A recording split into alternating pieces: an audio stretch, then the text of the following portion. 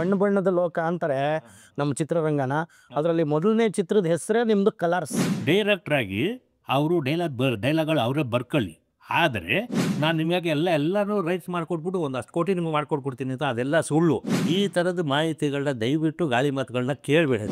ಯಾಕೆ ಈ ಪಿಕ್ಚರು ಇಂಥ ಪಿಕ್ಚರು ನಮ್ಮ ಪ್ರೇಕ್ಷಕರಿಗೆ ಇಷ್ಟ ಆಗಿಲ್ಲ, ಏನು ತಪ್ಪಿದೆ? ಬರವಣಿಗೆಗೆ ನೀವು ಅಷ್ಟು ಖರ್ಚು ಮಾಡಿ ನಮಗೆ ಸ್ಟಾರ್ ಹೋಟ್ಲಲ್ಲೇ ಬೇಕು, ಸ್ಟಾರ್ ಹೋಟ್ಲ್ ಹೋದಾಗ ಮಾತ್ರ ಮೂಡ್ ಬರೋದಾ? ಲಾಸ್ಟ್ ಅಸ್ಟೆಂಟ್ ಡೈರೆಕ್ಟ್ರು ಮಾತು ಕೇಳಬೇಕು.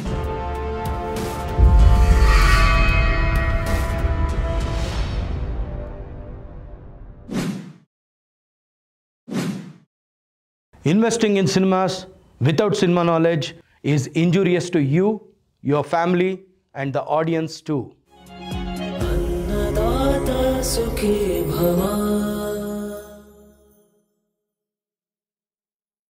ಎಲ್ರಿಗೂ ನಮಸ್ಕಾರ.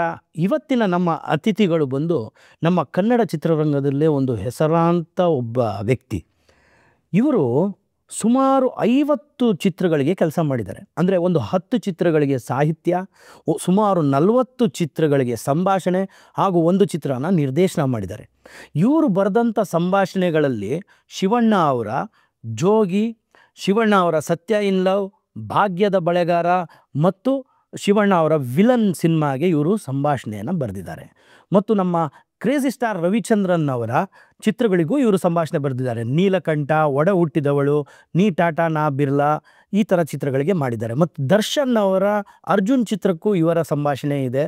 ಜೊತೆಗೆ ಪುನೀತ್ ರಾಜ್ಕುಮಾರ್ ಅವರ ಬಿಂದಾಸ್ ಹಾಗೂ ಗೋಲ್ಡನ್ ಸ್ಟಾರ್ ಗಣೇಶ್ರವರ ಹುಡುಗಾಟ ಚಿತ್ರಕ್ಕೂ ಇವರೇ ಸಂಭಾಷಣೆ ಬರೆದಿದ್ದಾರೆ. ಇವರು ಬೇರೆ ಯಾರೂ ಅಲ್ಲ, ಇವರೇ ಮಳವಳ್ಳಿ ಸಾಯಿ ಕೃಷ್ಣ. ಮಳವಳ್ಳಿ ಸಾಯಿ ಕೃಷ್ಣ ಅವರೇ, ನಿಮಗೆ ಈ ಕಾರ್ಯಕ್ರಮಕ್ಕೆ ಆತ್ಮೀಯವಾದ ಸುಸ್ವಾಗತ. ನಮಸ್ತೆ. ಅನ್ನದಾತ ಸುಖೀಭಾವ ಎಲ್ಲ ವೀಕ್ಷಕರಿಗೂ ನನ್ನ ನಮಸ್ಕಾರಗಳು. ಅನ್ನದಾತ ಸುಖೀಭಾವ ಅಂತ ಅನ್ನೋ ಹೆಸರು ಎಷ್ಟು ಚೆನ್ನಾಗಿದೆ ಅಲ್ವಾ? ರಾಜ್ಕುಮಾರ್ ಅವರು ಹೇಳಿರೋದನ್ನು ಕೂಡ ನಮ್ಮ ನಿತ್ಯಾನಂದ ಪ್ರಭು ಅವರು ಇಟ್ಟಿರೋದು ತುಂಬ ಜನಗಳಿಗೆ ತುಂಬ ಹತ್ತಿರ ಆಗುತ್ತೆ. ಈ ಅನ್ನದಾತ ಸುಖೀಭಾವ ಕಾರ್ಯಕ್ರಮದಲ್ಲಿ ಒಳ್ಳೊಳ್ಳೆ ವಿಷಯಗಳನ್ನೆಲ್ಲ ಈಗ ತಾನೇ ಹೇಳಿದ್ರು ಎಲ್ಲ. ಅದೆಲ್ಲ ಪ್ರತಿಯೊಂದು ಸಿನಿಮಾ ಶುರು ಮಾಡುತ್ತಾವಿಂದ ಹಿಡಿದು ಅಪ್ ಟು ರಿಲೀಸ್ವರೆಗೂ, ರಿಲೀಸ್ ಆಫ್ಟರ್ ಏನೇನು ಮಾಡಬೇಕು ಅಂತ ಅನ್ನೋದೆಲ್ಲ ಪ್ರತಿಯೊಂದು ವಿಭಾಗನೂ ಇಲ್ಲಿ ಕರ್ಕೊಂಡು ಬಂದು ಎಲ್ರಿಗೂ ಒಂದು ಜನಕ್ಕೆ ಒಂದು ಮಾಹಿತಿ ಕೊಡ್ತಾ ಇದ್ದೀವಿ ಸರ್, ಇದೇ ನಮ್ಮ ಉದ್ದೇಶ ಅಂತ ಅಂದ್ಬಿಟ್ಟು ಹೇಳಿದ್ದಾರೆ. ತುಂಬ ಧನ್ಯವಾದಗಳು. Thanks sir. ಇವಾಗ ನಮ್ಮ ಒಂದು ಸಿನಿಮಾ ಫೆಟರ್ನಿಟಿ ಅಂತ ಏನಿದೆ, ಇದರಲ್ಲಿ ತುಂಬ ಜನ ಹೊಸಬ್ರು ಬರ್ತಾನೇ ಇದ್ದಾರೆ. ತುಂಬ ಜನ ಹೊಸಬ್ರು ಅಂತಂದರೆ ಇಲ್ಲಿ 10 ಸಿನಿಮಾ ಮಾಡೋದಕ್ಕಿಂತ ಒಂದೊಂದು ಸಿನಿಮಾ ಮಾಡೋರೇ ಜಾಸ್ತಿ ಆಗ್ಬಿಟ್ಟಿದ್ದಾರೆ. ಹೌದು. ಯಾಕೆಂದರೆ ಒಂದು ಸಿನಿಮಾ ಆದಮೇಲೆ ಆ ಸಿನಿಮಾದಿಂದ ನಷ್ಟ ಅನುಭವಿಸಿರ್ತಾರೋ ಅಥವಾ ಕಷ್ಟ ಅನುಭವಿಸಿರ್ತಾರೋ, ಅಲ್ಲಿಂದ ಮುಂದಕ್ಕೆ ಸಿನಿಮಾ ಫೀಲ್ಡ್ ಬೇಡ ಅನ್ನೋ ಒಂದು ಅನಿಸಿಕೆಗೆ ಬಂದ್ಬಿಟ್ಟಿರ್ತಾರೆ. ಈ ಕಾರ್ಯಕ್ರಮದ ಉದ್ದೇಶ ಏನು ಅಂದರೆ ಅನ್ನದಾತ ಸುಖೀಭವ. ನಮ್ಮ ಡಾಕ್ಟರ್ ರಾಜ್ಕುಮಾರ್ ಅವರು, ಮೇರುನಟ್ ಅವರು ಏನು ಹೇಳಿದ್ರು, ಅನ್ನದಾತರು ಅಂತ ಹೇಳಿದ್ರು ಯಾರನ್ನ, ನಿರ್ಮಾಪಕರನ್ನ. ಅದಕ್ಕೆ ಅವ್ರಿಗೆ ಸಹಾಯ ಆಗಲಿ ಅಂತ ನಾನು ಈ ಕಾರ್ಯಕ್ರಮನ ಶುರು ಮಾಡಿ ಒಂದು ಚಿತ್ರದ ಕತೆ ಬರೆಯೋದ್ರಿಂದ ಹಿಡಿದು ಚಿತ್ರದ ಥಿಯೇಟ್ರಿಕಲ್ ಕಲೆಕ್ಷನ್ ಆಗೋ ತನಕನೂ ನನ್ನ ಎಪಿಸೋಡ್ಸ್ ಮೂಲಕ ನಾನು ಎಲ್ಲರಿಗೂ ಎಕ್ಸ್ಪ್ಲೇನ್ ಮಾಡ್ತಾ ಬಂದಿದ್ದೀನಿ ಹೇಗೆ ನಡೀತದೆ ಅಂತ. ಅದಾದ ಮೇಲೆ ಒಂದು ಚಿತ್ರ ಆಗ್ಬೇಕಂದ್ರೆ 24 ಕಲೆಗಳು ಇರಬೇಕು, ಸೇರಬೇಕು. ಆ 24 ಕಲೆಗಳ ಬಗ್ಗೆನೂ ಎಕ್ಸ್ಪ್ಲನೇಷನ್ ಕೊಟ್ಟಿದ್ದೀನಿ.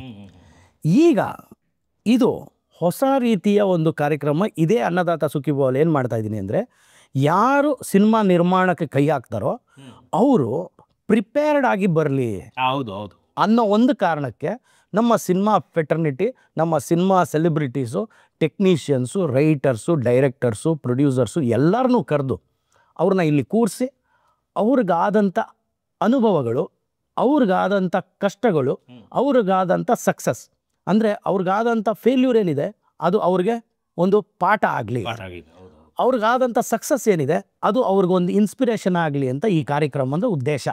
ಅದರಿಂದ ಒಬ್ಬೊಬ್ಬರನ್ನೇ ಕರೆದು ನಿಮ್ಮ ಒಂದೊಂದು ಏನು ನೀವು ಅನುಭವಗಳನ್ನ ಪಡೆದಿದ್ದೀರಾ, ಈ ಚಿತ್ರರಂಗದಲ್ಲಿ ಇಷ್ಟು ಸುದೀರ್ಘ ಕಾಲ ಇದ್ದೀರಾ, ಅದ್ರ ಬಗ್ಗೆ ನಮ್ಮ ಪ್ರೇಕ್ಷಕರಿಗಾಗಲಿ, ನಮ್ಮ ಹೊಸದಾಗಿ ಬರತಕ್ಕಂಥ ಒಂದು ತಂಡಗಳಿಗಾಗಲಿ ಒಂದು ಪಾಠದ ಥರ ಆಗಲಿ ಅನ್ನೋದಕ್ಕೋಸ್ಕರ ಈ ಕಾರ್ಯಕ್ರಮ. ಮೊದಲನೇದಾಗಿ ನಿಮಗೆ ಈ ಕಾರ್ಯಕ್ರಮಕ್ಕೆ ಸುಸ್ವಾಗತ. ಮತ್ತು ನಾನು ಹೇಳೋಕ್ಕೆ ಏನು ಇಷ್ಟಪಡ್ತೀನಿ ಅಂದರೆ, ಮಳವಳ್ಳಿ ಸಾಯಿ ಕೃಷ್ಣ ಅವ್ರ ಬಗ್ಗೆ ನಮ್ಮ ಜನಕ್ಕೆ ಒಂದು ಬ್ರೀಫಾಗಿ ನಿಮ್ಮ ಇಂಟ್ರೊಡಕ್ಷನ್ ನೀವೇ ಕೊಟ್ಟರೆ ಚೆನ್ನಾಗಿರುತ್ತೆ. ಆ ನಂತರ ಪ್ರಶ್ನೆ ಉತ್ತರಗಳು ಮಾಡೋಣ. ನಾನು ಮೂಲತಃ ಮಳವಳ್ಳಿ, ಮಂಡ್ಯ ಜಿಲ್ಲೆ. ಸೆಕೆಂಡ್ PUC ಫೈಲ್ ಆಯಿತು. ಅದಕ್ಕೆ ಬಿಫೋರು ಏನು ಅಂತಂದರೆ ನಾನು ಸ್ವಲ್ಪ ಈ ಸಿನಿಮಾ ಬಗ್ಗೆ ತುಂಬಾ ಆಸಕ್ತಿ ಇತ್ತು ನನಗೆ. ಸಿನಿಮಾದಲ್ಲಿ ಮಾಡಿ ಏನಾದರೂ ಸೇರಬೇಕು ಅಂತ. ಅದರಲ್ಲದೆ ಊರಲ್ಲಿ ಸಪ್ತಸ್ವರ ವಾದ್ಯ ವೃಂದ ಅಂತ ನಮ್ಮದೇ ಆದಂಥ ಒಂದು ತಂಡ ಕಟ್ಕೊಂಡಿದ್ವು. ಆ್ಯಕ್ಚುಲಿ ಏನಾಯಿತು, ನಾನು ಇಲ್ಲಿ ಸಿನಿಮಾ ರಂಗದಲ್ಲಿ ಬಂದು ಸಿಂಗರ್ ಆಗಬೇಕು ಅಂತ ತುಂಬ ಆಸೆ ಇತ್ತು. ಸಿಂಗರ್ ಆಗಲೇಬೇಕು ಅಂತಂತ ನಮ್ಮ ರಿಲೇಷನ್ ಮುಖಾಂತರ ಕಲ್ಯಾಣ್ ಅವ್ರ ಪರಿಚಯ ಆಯಿತು. ಕಲ್ಯಾಣ್ ಅವ್ರ ಜೊತೆಯಲ್ಲಿ ಫಸ್ಟು 95 ಎಂಟ್ರಿ ಆದೆ.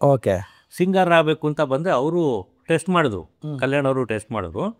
ಈಗ ಸಿಂಗರ್ ಆಗಬೇಕು ಅಂತಂದರೆ ಜೂನಿಯರು ಸೀನಿಯರು ಸಂಗೀತ ಎಲ್ಲ ಕಲಿತು ಆಮೇಲೆ ನೀನು ಏನೋ ಒಂದು ಮಾಡಬೇಕಾಗುತ್ತೆ. ಅಲ್ಲ ವಾಯ್ಸ್ ಚೆನ್ನಾಗಿದೆ, ಬೇರೆ ಥರ ಇದೆ, ಬಟ್ಟು ನಿನ್ನೊಳಗೊಬ್ಬ ರೈಟ್ರ್ ಇದ್ದಾನೆ, ಅವನ್ನ ನೀನು ಎಬ್ಸು ಅಂತ ಅಂದ್ಬಿಟ್ಟು ಅವರು ನನ್ನ ಬರವಣಿಗೆಗೆ ದಾರಿ ಹಾಕ್ಕೊಟ್ಟರು ಕಲ್ಯಾಣ್ ಅವರು. ಅಲ್ಲಿದ್ದ ಬರವಣಿಗೆ ಶುರುವಾಯಿತು ಸರ್. ಓಕೆ. ಆನಂತರ ನೀವು ಬರವಣಿಗೆ ಶುರು ಮಾಡ್ತೀರಾ. ಬರವಣಿಗೆ ಶುರು ಮಾಡಿದ್ಮೇಲೆ ಎಕ್ಸ್ಕ್ಯೂಸ್ ಮೀ ಅಂತ ಸಿನಿಮಾದಿಂದ ಶುರು ಮಾಡ್ತೀರಾ. ನಿಮ್ಮ ಹಾಗೂ ಪ್ರೇಮ್, ನಮ್ಮ ನಿರ್ದೇಶಕರು ಪ್ರೇಮ್ ಅವರ ಒಂದು ನಂಟು, ಆ ಜರ್ನಿ ಬಗ್ಗೆ ಒಂದು ಸ್ವಲ್ಪ ಹೇಳ್ತೀನಿ. 95 ಅಪ್ ಟು 98ವರೆಗೂ ನಾನು ಕಲ್ಯಾಣ್ ಅವ್ರ ಹತ್ರ ಅಸಿಸ್ಟೆಂಟಾಗಿ ವರ್ಕ್ ಮಾಡಿದೆ. ಅಲ್ಲೂ ಸಾಹಿತ್ಯ ಏನು ಬರಿಬೇಕು, ಯಾವ ಥರ ಬರಿಬೇಕು, ಮ್ಯಾಟ್ರು ಎಲ್ಲ ಸ್ವಲ್ಪ ತಿಳ್ಕೊಂಡು, ಏನು ಫುಲ್ಲು ಸಂಪೂರ್ಣ ಕಲ್ತಿಲ್ಲ, ಆದರೂ ಒಂದಷ್ಟು ಬೇಸಿಕ್ ಅನುಭವ ಆಯಿತು. ಅದಾದಮೇಲೆ ನನಗೇನು ಅಂತಂದರೆ ಶೂಟಿಂಗ್ ಸ್ಪಾಟ್ಗೆ ಹೋಗಬೇಕು, ಅಲ್ಲಿ ಇರ್ತಕ್ಕಂಥ ವಾತಾವರಣ ಎಲ್ಲ ನೋಡಬೇಕು ಅಂತ ತುಂಬ ಆಸೆ. ಅದಕ್ಕೆ ಆಗಬೇಕು ಅಂತಂದರೆ ನಾನು ಡೈಲಾಗ್ ಬರಿಬೇಕು, ಸಂಭಾಷಣೆ ಬರೆಯೋದು. ಯಾರ ಹತ್ರ ಈಗ ಕಲ್ಯಾಣ್ ಅವ್ರ ಹತ್ರ ಕೇಳಿದ್ರೆ ಹೆಂಗಾಗುತ್ತೆ ಗೊತ್ತಿಲ್ಲ. ಆವಾಗ ಅಲ್ಲಿ ನಮ್ಮ ಆಗ ಕಲ್ಯಾಣ್ ಅವ್ರ ಹತ್ರ ನಾಗೇಂದ್ರ ಪ್ರಸಾದ್ ಇವರು ಬಂದು ತುಂಬ ಒಡನಾಟ ಇತ್ತು. ಅವರೆಲ್ಲ ಸಾಹಿತ್ಯಿಕವಾಗಿ ಏನೋ ಚರ್ಚೆಗಳಾದರು. ಇದ್ರ ಮಧ್ಯೆ ಹಂಗೆ ಪರಿಚಯ ಆಗಿ ನಾನು ಸಂಭಾಷಣೆ ಬರಿಬೇಕು ಅಂತಿದ್ದೀನಿ, ಹೆಂಗೆ ಸರ್ ಅಂತಂದ್ಬಿಟ್ಟು. ಅದಕ್ಕೆ ಅವರು ಆವಾಗ ತಾನೇ ಗಾಜಿನ ಮನೆ ಅಂತ KV ಜಯರಾಮ್ ಅವ್ರದ್ದು ಫಸ್ಟ್ ಸಿನಿಮಾ ಆದದ್ದು. ಅಂದರೆ ಅಲ್ಲಿ ಒಂದು ಕಂಡೀಷನ್ ಏನು ಅಂತಂದರೆ, ಕಂಡೀಷನ್ ಅನ್ನೋಕ್ಕಿಂತ ಕರೆಕ್ಟ್ ಅದು ನಿಜ. ನೋಡಮ್ಮ, ನಿನ್ನ ಕೆಲಸ ಕಲಿ, ಇಲ್ಲ ಅಂತ ಹೇಳ, ನಿನಗೆ 3 ಹೊತ್ತು ಊಟ ಹಾಕಬಲ್ಲೆ ಹೊರ್ತು ನಿನ್ಗೆ ₹1 ನಾನು ಕೊಡೋಕ್ಕಾಗಲ್ಲ. ಯಾಕೆ ಅಂತಂದರೆ ಅವರೇ ನಾ ಇನ್ನೂ ನಿಂತಿಲ್ಲ ಇನ್ನು ಸಿನಿಮಾ ರಂಗದಲ್ಲಿ ನೆಲೆಯನ್ನು ನಿಂತು. ಗಾಜಿನ ಮನೆ ಆದ ತಕ್ಷಣ ದೊಡ್ಡದಾಗಿ ನಾನು ಅಲ್ಲಿ ಹೋಗಿ ಅವ್ರ ಹತ್ರ ಅವಕಾಶ ಕೇಳಿದ್ದೇನು ಅಸಿಸ್ಟೆಂಟ್ ಆಗಿರ್ತೀನಿ ಅಂತ ಇಮ್ಮಿಡಿಯೇಟ್ ಮಂಜುನಾಥ್ ಅನ್ನೋ ಸಿನಿಮಾ ಒಂದು ಇವ್ರಿಗೆ ಸೆಲೆಕ್ಟ್ ಆದರು. ಒಳ್ಳೆ ಕೆಲಸ ಆಯಿತು. ಅವ್ರ ಜೊತೆಲಿ ಇದ್ದು ನನ್ನ ಕೆಲಸ ಚೆನ್ನಾಗಿ ಕಲಿಬೋದು ಅಂತ ಅಂದ್ಬಿಟ್ಟು ಅಲ್ಲಿ ಹೋಗಿ ಜಾಯ್ನ್ ಆದೆ. ಅಪ್ ಟು 99ವರೆಗೂ ಮಂಜುನಾಥ ಪಿಕ್ಚರ್ ಬಿಫೋರ್ ಏನಾಯಿತು ಅಂದರೆ ಚಿತ್ರ ಅಂತ ಒಂದು ಸಿನಿಮಾ, ಅದೇ ಅವರ ಬಾರ್ವಿ ಅವರೇ ಜಯಶ್ರೀ ದೇವಿ ಕಂಪ್ನಿಲಿ ಅವರು ಇವರೇ ಡೈಲಾಗ್ ಬರೆಯೋಕ್ಕೆ ಇದು ಮಾಡಿದ್ರು. ಆವಾಗ ಡೈಲಾಗು ಏನು ಎತ್ತ ಯಾವ ಥರ ಬರಿಬೇಕು, ಹೆಂಗಿರ್ಬೇಕು, ಏನು ಕತೆ, ಏನು ಕ್ರಿಯೇಟ್ ಮಾಡಬೇಕು, ರಿಮೇಕ್ ಆದರೂ ಕೂಡ ನಮ್ಮ ನೇಟಿವಿಟಿಗೆ ಹೆಂಗೆ ಬದಲಾಯಿಸ್ಕೊಬೇಕು ಅನ್ನೋದನ್ನೆಲ್ಲ ಒಂದಷ್ಟು ವಿಷಯಗಳೆಲ್ಲ ಕಳಿಸ್ಕೊಂಡೆ. ಅಪ್ ಟು 99ವರೆಗೂ ಇವ್ರ ಜೊತೆಲೆ ಒಡನಾಟ ಶಿಷ್ಯ ವೃತ್ತಿ ಆರಂಭಿಸ್ತಾ ಇತ್ತು. ಇದ್ರ ಮಧ್ಯೆ ಏನಾಗ್ತದೆ, ಸುಮಾರು ಡೈರೆಕ್ಟರ್ಗಳು ಬರ್ತಾಯಿದ್ರಲ್ಲ, ಬಂದು ನನ್ನ ನೋಡೋರು ಎಲ್ಲ ಅಂದರೆ ಇದಾರೋ ಒಬ್ಬ ಅಸಿಸ್ಟೆಂಟ್ ಅವರು.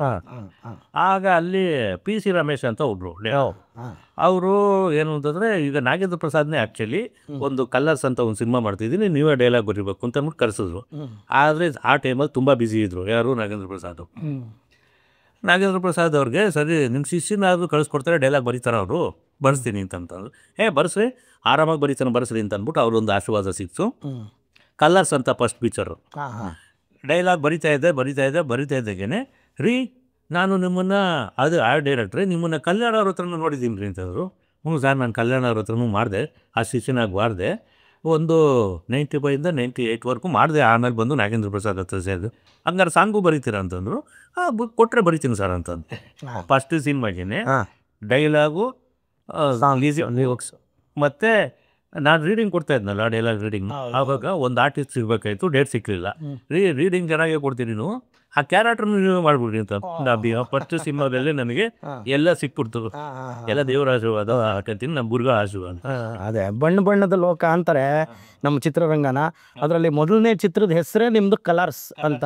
ಅದರಲ್ಲೇ ನೀವು ಸಾಹಿತ್ಯನೂ ಮಾಡಿದ್ದೀರಾ, ಸಂಭಾಷಣೆನೂ ಮಾಡಿದ್ದೀರಾ, ಮತ್ತು ಆ್ಯಕ್ಟು ಮಾಡಿದ್ದೀರಾ. ಒಳ್ಳೆ ಅದೃಷ್ಟ ಅನ್ನೋದು ಒಂದು ಒಲ್ದು ಬಂದಿದೆ ಆ ಟೈಮಲ್ಲಿ ನಿಮಗೆ. ತದನಂತರ ಅದೇ ಡೈರೆಕ್ಟ್ರದು ಗಡಿಬಿಡಿ ಬ್ರದರ್ಸ್ ಅಂತ 2ನೇ ಸಿನಿಮಾನು ಸ್ಟಾರ್ಟ್ ಆಯಿತು. ಅದಾದಮೇಲೆ ಜಗದೀಶ್ ಕೊಪ್ಪ ಅಂತ ಡೈರೆಕ್ಟ್ರು, ಅವರು ಆವಾಗ ಟ್ಯಾಂಕ್ಸ್ ಅಂತ ಇಟ್ಟಿದ್ರು ಸೊ ಈಗ ಅದು ಇತ್ತೀಚೆಗೆ ಕಾಲೇಜ್ ಅಂತ ಚೇಂಜ್ ಮಾಡಿ ಏನೋ ಹೆಸರಿಟ್ರು. ಅದಾದಮೇಲೆ 3ನೇ ಸಿನಿಮಾ ಆಗ್ತಿದ್ದಂಗೆ ಇವರು ನಮ್ಮ ಪ್ರೇಮ್ ಅವರು ಏನು ಪರಿಚಯ ಆದ್ರು ಅಂತಂದರೆ ನಮ್ಮ ಕಲರ್ ಸ್ಪೀಚಲ್ಲಿ ಅಸೋಸಿಯೇಟ್ ಡೈರೆಕ್ಟರ್ ಆಗಿದ್ದು ರಾಘವಲೋಗಿಂತ ಸತ್ಯನ್ ಲವ್ ಡೈರೆಕ್ಟರ್. ಅವರು ನಾವೆಲ್ಲ ಜೊತೆಗೆ ಕೆಲಸ ಮಾಡ್ತಿದ್ವಲ್ಲ. ಹಿಂಗೆ ಗಾಂಧಿನಗರದಲ್ಲಿ ಒಂದು ದಿವಸ ಜೊತೆಲಿ ಹೋಗ್ಬೇಕಾದ್ರೆ ಆವಾಗ ಎಕ್ಸ್ಕ್ಯೂಸ್ ಮೀ ಆಡಿಯೋ ಇದು ಧ್ವನಿ ಮುದ್ರಣ ಕಾರ್ಯಕ್ರಮಕ್ಕೆ ಪೋಸ್ಟರ್ಗಳೆಲ್ಲ ಹಚ್ಚಿದ್ರು ಗಾಂಧಿನಗರದ. ಏನ್ರಿ ಇದು ಚೆನ್ನಾಗೈತಲ್ವ ಎಕ್ಸ್ಕ್ಯೂಸ್ ಮೀ ಒಂಥರ ಎಲ್ಲ ಆಡು ಭಾಷೆಯಲ್ಲಿ ಮಾಮೂಲಿ ಭಾಷೆಯಲ್ಲಿ ತುಂಬ ಚೆನ್ನಾಗಿದೆ ಅಂತ ಮಾತಾಡ್ಕೊಂಡು ಹೋಗ್ತಾ ಇದ್ವು. ಅಲ್ಲಿ ಸಂತೋಷ್ ಹೋಟ್ಲ್ ಅಂತ ಟೀ ಅಂಗಡಿ ಇದೆ, ಅಲ್ಲಿ ಟೀ ಕುಡಿದ್ಬಿಟ್ಟು ಹೋಗೋಣ ಅಂತ ನಿಂತ್ಕೊಂಡು ಕರೆಕ್ಟಾಗಿ ಪ್ರೇಮ್ ಅವರು ಎನ್ ಎನ್ ಸುರೇಶ್ ಅವರು ಅಲ್ಲಿಗೆ ಎಂಟ್ರಿ ಆದಿದ್ದು. ಆಮೇಲೆ ಎಂಟ್ರಿ ಆದ ತಕ್ಷಣ ಇದು ಬಿಫೋರ್ ಲೈಟಾಗಿ ಗೊತ್ತಿತ್ತು ಇವರು ಮಂಡ್ಯದ ಕಡೆಯವರು ಅಂತಕ್ಕೆ ಬೆಸರಳ್ಳಿ ಅವರು ಅಂತಲೂ ಗೊತ್ತಿತ್ತು ಅಷ್ಟೇ, ಜಾಸ್ತಿ ನನಗೆ ಅಷ್ಟು ಪರಿಚಯ ಇರಲಿಲ್ಲ. ಇವ್ರಿಗೂ ರಾಘವಲೋಕಿ ಮತ್ತು ಪ್ರೇಮ್ ಅವರು ತುಂಬ ಕ್ಲೋಸ್ ಫ್ರೆಂಡ್ಸು. ಅವರೆಲ್ಲ ಅಸೋಸಿಯೇಟ್ ಅಸಿಸ್ಟೆಂಟಾಗಿ ಮಾಡ್ತಿದ್ದಾಗ ಜೊತೆಯಲ್ಲಿ ಮಾಡ್ತಾಯಿದ್ದು. ಆವಾಗ ರಾಘವಲೋಕಿ ಇದ್ಕೊಂಡು ನೋಡ್ರಿ ನಮ್ಮ ಹುಡುಗ ತುಂಬ ಚೆನ್ನಾಗಿ ಬರೀತಾನೆ, ಡೈಲಾಗು ಬರೀತಾನೆ, ಸಾಂಗ್ ಬೇಕಾದ್ರೂ ಬರೀತಾನೆ ನೋಡಿ ಯಾರು ತಂದ್ಬಿಟ್ಟು ಅಂದರು. ಹಂಗಂದ ತಕ್ಷಣ ಪ್ರೇಮ್ ಅವರು ಯಾರು ಮಳವಳ್ಳಿ ಸರ್, ಓ ಮಳವಳ್ಳಿನಾ ಸರಿ, ಹಂಗೆ ಮೇಲಿಂದ ಕೆಳಗಡೆ ಒಂದು ಸರಿ ನೋಡಿ ಟೆಸ್ಟ್ ಮಾಡಿದ್ರು. ಸರಿ ಫೋನ್ ನಂಬರ್ ಕೊಡಿ ಇದು. ಎಲ್ಲಿ ಸರ್ ಅವಾಗ ಫೋನಲ್ಲಿ ನಮ್ಮ ನೆಲೆ ನಿಲ್ಲಕ್ಕೆ ಜಾಗ ಇಲ್ಲ. ಸರಿ ಒಂದು ಕೆಲಸ ಮಾಡಿ, ನಾಳೆ ಇಷ್ಟೊತ್ತು ಬನ್ನಿ ಇಲ್ಲಿಗೆ ಅಂತ ಅಂದ್ಬಿಟ್ಟು ಅಂದರು. ಇದೇ ಜಾಗಕ್ಕೆ ಬನ್ನಿ, ನಮ್ಮವರೊಬ್ರು ಬರ್ತಾರೆ, ಡೈಲಾಗ್ ಬರೀರಿ, ಸಾಂಗ್ ಕೊಡೋಕ್ಕಾಗಲ್ಲ ಯಾಕಂದರೆ ಸಾಂಗ್ ಆಲ್ರೆಡಿ ನಾಗೇಂದ್ರ ಪ್ರಸಾದ್ ಬರಿತಾ ಇದ್ದಾರೆ ಅಂತ. ಸರಿ ಸರ್ ನಾ ಡೈಲಾಗ್ ಬರಿತೀವಿ. ಅಲ್ಲಿಂದ ಸ್ಟಾರ್ಟ್ ಆಯಿತು ಸರ್ ಪ್ರೇಮ್ ಅವ್ರ ಜೊತೆ. ಅಲ್ಲಿಂದ ಎಕ್ಸ್ಕ್ಯೂಸ್ ಮೀ ಆಯಿತು, ಎಕ್ಸ್ಕ್ಯೂಸ್ ಮೀ ಆದಮೇಲೆ ಜೋಗಿ ಆದಮೇಲೆ ಪ್ರೇಮ್ ಅಡ್ಡ, ಅದಾದಮೇಲಿಂದ ವಿಲ್ಲನ್ ತನಕ. ಸರ್ ನಾನು ಒಂದು ಮಾತು ಕೇಳೋಕ್ಕೆ ಇಷ್ಟಪಡ್ತೀನಿ ಅಂದರೆ, as A screen writer, as A dialogue writer, as A director, as an actor, ಇಷ್ಟೂ ಫೀಲ್ಡಲ್ಲಿ ನೀವು ಕೆಲಸ ಮಾಡಿದ್ದೀರಾ. ಅದರಲ್ಲಿ ನಾನು ಈ ಅನ್ನದಾತ ಸುಖೀಭವ ಕಾರ್ಯಕ್ರಮದ ಮೂಲಕ ಯಾರು ಈ ಹೊಸೊಬ್ಬರು ಬರ್ತಾರೆ, ಈಗ ನಾನು ಏನು ಹೇಳಕ್ಕೆ ಹೊರಟಿದ್ದೀನಿ ಅಂದರೆ, ಒಂದು ವರ್ಷಕ್ಕೆ 250ರಿಂದ 300, ಮುಂಚೆ 400 ಆಗೋ ಸಿನಿಮಾ ಈಗ ಒಂದು 250 ಆಗ್ತಾಯಿದೆ ಅಂತಲೇ ಇಟ್ಕೊಳ್ಳೋಣ. ಕರೋನಾ ಆದಮೇಲೆ ಆ 250ರಲ್ಲಿ ಒಂದು 100-125 ಸಿನಿಮಾ ರಿಲೀಸೇ ಆಗಲ್ಲ. ಹೌದು, ಒಂದು 100-125 ಸಿನಿಮಾ ರಿಲೀಸ್ ಆದರೆ ಅದರಲ್ಲಿ ಎದ್ದೊಳವು ಒಂದು 10-15. ಯಾಕೆ ಈ ಪ್ರಾಬ್ಲಮ್ಸ್ ಆಗ್ತಾ ಇದೆ ಅಂದರೆ, ಪ್ರಿಪ್ರೇಷನ್ ಇಲ್ಲದೆ ಒಳಗೆ ಬರ್ತಾ ಇರೋದೇ ಮೇಯ್ನ್ ಕಾರಣ ಇರ್ಬೋದು ಅನ್ನೋದು ನನ್ನ ಅನಿಸಿಕೆ. ನೀವು ಇಷ್ಟೆಲ್ಲ ಡಿಪಾರ್ಟ್ಮೆಂಟಲ್ಲಿ ಕೆಲಸ ಮಾಡಿರೋದ್ರಿಂದ ನಿಮಗೆ ಸಕ್ಸಸ್ಸು ಕಂಡಿರ್ತೀರ, ಫೇಲ್ಯೂರು ಕಂಡಿರ್ತೀರ. ಸೊ ನಮ್ಮ ಹೊಸದಾಗಿ ಬರ್ತಾ ಇರೋವಂಥ ಜನರು ಯಾರು ಸಿನಿಮಾ ಮಾಡೋಕ್ಕೆ ಬರ್ತಾ ಇದ್ದಾರೆ, ಅವ್ರು ಏನು ಮಾಡಬೇಕು, ಏನು ಮಾಡಬಾರ್ದು ಅನ್ನೋದ್ರ ಬಗ್ಗೆ ನಿಮ್ಮ ಮೂಲಕ ಅವ್ರಿಗೆ ತಿಳಿಸೋಣ ಅಂತ. ಖಂಡಿತ ಒಳ್ಳೆ ಪ್ರಶ್ನೆ ಕೂಡ ಇದು. ಸುಮಾರು ಜನಗಳಿಗೆ ಏನು ಅಂತಂದರೆ, ಈ ಗಾಳಿ ಮಾತುಗಳಿದೆಯಲ್ಲ, ಮಾಹಿತಿಗಳು, ಗಾಳಿ ಮಾತಲ್ಲೇ ಯಾವ ಪ್ರೊಡ್ಯೂಸರ್ಗಾಗಲಿ ಒಬ್ಬ ನಿರ್ದೇಶಕನಿಗಾಗಲಿ ಆ ಹೀರೋ ಅಲ್ಲೆಲ್ಲ ಮಲಗಿದ್ದಂತೆ ತುಂಬ ಇಟ್ಟಾಗ್ಬಿಟ್ಟು ಅಲ್ಲೆಲ್ಲ ಇದು ಮಾಡೋದಂತೆ. ಈ ಥರದ ಮಾಹಿತಿಗಳನ್ನ ದಯವಿಟ್ಟು ಗಾಳಿ ಮಾತುಗಳನ್ನ ಕೇಳಬೇಡಿ. ಯಾಕೆಂದರೆ ಇಲ್ಲಿ ಬಂದು ನಿಮ್ಗೆ ಅನುಭವಿಸ್ದಾಗಲೇ, ಈಗ ನಾನು ಅಷ್ಟೇ ಏನು ಯಾವುದೋ ಬ್ರಹ್ಮಲೋಕದಲ್ಲಿ ಬಂದ್ಬಿಟ್ಟೆ, ಓದ್ ತಕ್ಷಣ ನಾನು ಸಿಂಗರ್ ಆಗ್ಬಿಡ್ಬೋದು ಅಂತ. ಆಮೇಲೆ ಗೊತ್ತಾಗಿದೆ ಇಲ್ಲಿ ಏನೇನಿದೆ ಅಂತ. ಕೆಲವೊಂದು ಬೇಸಿಕ್ ವಿಷಯಗಳನ್ನೆಲ್ಲ ತಿಳ್ಕೊಬೇಕು.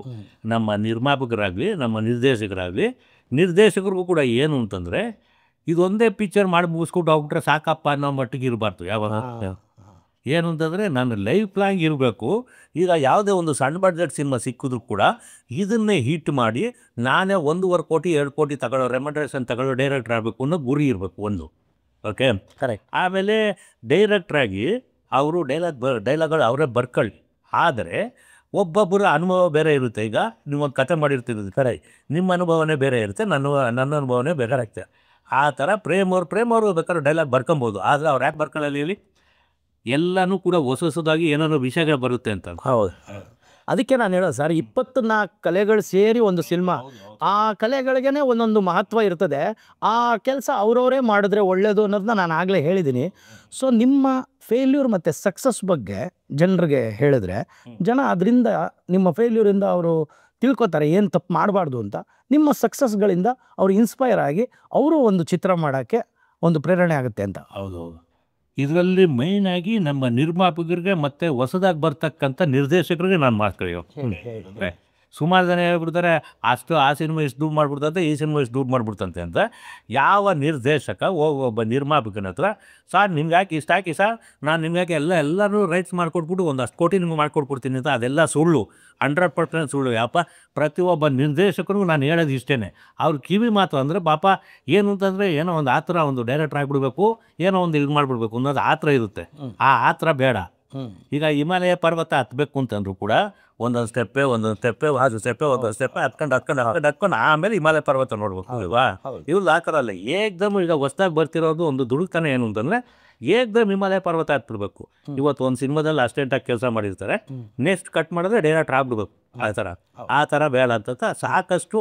ಆಮೇಲೆ ಏನು ಅಂತಂದರೆ ಸಿನಿಮಾ ಅನ್ನೋದು ಬಂದು ಕಲ್ಪನೆ 50% ಇದ್ದರೆ 50% ನಮ್ಮ ನಿಜ ಜೀವನದ ಅನುಭವಗಳೇ ಪ್ರತಿಯೊಂದು ಕೂಡ ಅಷ್ಟೇ. ಒಂದು ಸಂಭಾಷಣೆ ಆಗ್ಬೋದು, ಒಂದು ಕ್ಯಾರೆಕ್ಟರ್ನ ಸೃಷ್ಟಿ ಮಾಡೋದಿರ್ಬೋದು, ಏನೇ ಆಗ್ಬೋದು. ಆಮೇಲೆ ನಿರ್ದೇಶಕನಾದವನು ಒಬ್ಬ ರೈಟ್ರ್ ಆಗಬೇಕು ಅಂತ ಅಕಸ್ಮಾತ್ ರೈಟ್ರ್ ಆಗಬೇಕು ಅಂತ ಬಂದವನಿಗೆ ಏನು ಗೊತ್ತಾ ವಿಷಯ, ತುಂಬ ಪುಸ್ತಕಗಳು ಓದಬೇಕು. ಎಂಥದ್ದು ದೊಡ್ಡ ದೊಡ್ಡ ರೈಟ್ರ್ಗಳನ್ನೆಲ್ಲ ಓದ್ತಾನೆ ಇರಬೇಕು. ಅದು ಯಾವುದೋ ಒಂದು ಕತೆಗೆ ಒಂದು ಸೀನ್ಗೊಂದು ಅಡ್ಜಸ್ಟ್ ಆಗುತ್ತೆ. ಈಗ ಹೆಂಗೆ ಅಂದರೆ ಉದಾಹರಣೆ, ಸಾಧ್ಯ ಆದಷ್ಟು ಒಬ್ಬ ರೈಟ್ರ್ ಆದವನು ಅಂದರೆ ಹೊಸ್ದಾಗಿ ಬರ್ತಿರ್ತಕ್ಕಂಥ ನಾನು ಹೇಳ್ತಾರೆ, ಹೌದು ತುಂಬ ಅಬ್ಸರ್ವೇಷನ್ಸ್ ಇರಬೇಕು. ಈಗ ನಾವು ಕಾರಿಂದ ಬರ್ತಾನೆ ಎಷ್ಟು ಕ್ಯಾರೆಕ್ಟ್ರ್ಗಳನ್ನ ನೋಡ್ಬೋದಿಲ್ಲ, ಒಬ್ಬೊಬ್ರದ್ದು ಒಂದೊಂದು ಥರ ಇರ್ತದೆ. ಅದನ್ನೆಲ್ಲ ಮೈಂಡ್ಗೆ ಹಾಕ್ಕೊಂಡು ಆ ಕ್ಯಾರೆಕ್ಟ್ರಿಗೆ ಯಾವ ಥರ ಡೈಲಾಗ್ ಬರೆದ್ರೆ ಚೆನ್ನಾಗಿರುತ್ತೆ, ಈ ಥರ ಬರೆದ್ರೆ ಹೆಂಗಿರುತ್ತೆ ಅಂತ ಅಂದ್ಬಿಟ್ಟು ಸಿನಿಮಾಗಳಾಗಿ ಪುಸ್ತಕಗಳಾಗಿ ಮಸ್ಟ್ ಆ್ಯಂಡ್ ಶುಡ್ ಪುಸ್ತಕಗಳು ಓದಲೇಬೇಕು. ಎಲ್ಲ ಕಾದಂಬರಿ ಸಣ್ಣ ಸಣ್ಣ ಕಥೆಗಳಿಂದ ಹಿಡಿದು ತುಂಬ ಓದಲೇಬೇಕು. ಆವಾಗ ಒಬ್ಬ ಸಂಭಾಷಣೆಕಾರನಾಗಿ ಬರ್ಬೋದು ಅಂತ ನನ್ನ ಅನಿಸಿಕೆ. ಲಿರಿಕ್ಗಾದರೂ ಅಷ್ಟೇ, ಸಂಭಾಷಣೆ ಸಾಹಿತ್ಯ ಅಷ್ಟು ಸುಲಭ ಅಲ್ಲ. ಏನು ಅಂತಂದರೆ ಒಬ್ಬ ಲಿರಿಕ್ ರೈಟರ್ ಆದವನು ಡೈರೆಕ್ಟ್ರ್ ಮನಸ್ಸಲ್ಲೂ ಕುಂತ್ಕೊಬೇಕು, ಆಡಿಯನ್ಸ್ ಮನಸ್ಸನ್ನು ಅರ್ತ್ಕೊಬೇಕು. ಈ ಥರ ಇದೆ ಸಂಭಾಷಣೆನೂ ಅಷ್ಟೇ. ಡೈರೆಕ್ಟ್ರ್ ಮನಸ್ಸಲ್ಲಿ ಕುಂತ್ಕೊಂಡು ಫಸ್ಟು ಅವ್ನಿಗೆ ಒಪ್ಪಿಸಿ ಅಷ್ಟೇ ಟೈಮ್ ಕರೆಕ್ಟಾಗಿ ಪ್ರೇಕ್ಷಕನು ಮನಸ್ಸಲ್ಲಿ ಇಟ್ಕೊಂಡಿರ್ಬೇಕು. ಈ ಡೈಲಾಗ್ ಬರೆದ್ರೆ ಸಿಟ್ಟು ಹೊಡಿತಾನೆ, ಕ್ಲಾಪ್ ಹೊಡಿತಾನೆ ಅನ್ನೋದು ಮೈಂಡಲ್ಲಿ ಇರಬೇಕು. ಅದಕ್ಕೆ ಸಾಧ್ಯ ಆದಷ್ಟು ಅನುಭವಗಳೇ ನಮ್ಮ ಸಂಭಾಷಣೆಗಾಗಿ ಬರೋಕ್ಕಾಗಿ ಒಂದು ದೊಡ್ಡ ಪಾಠ ಅಂತ ನನ್ನ ಅನ್ಕೋದು. ಅದೇ ಗುರು. ಹೌದೌದು.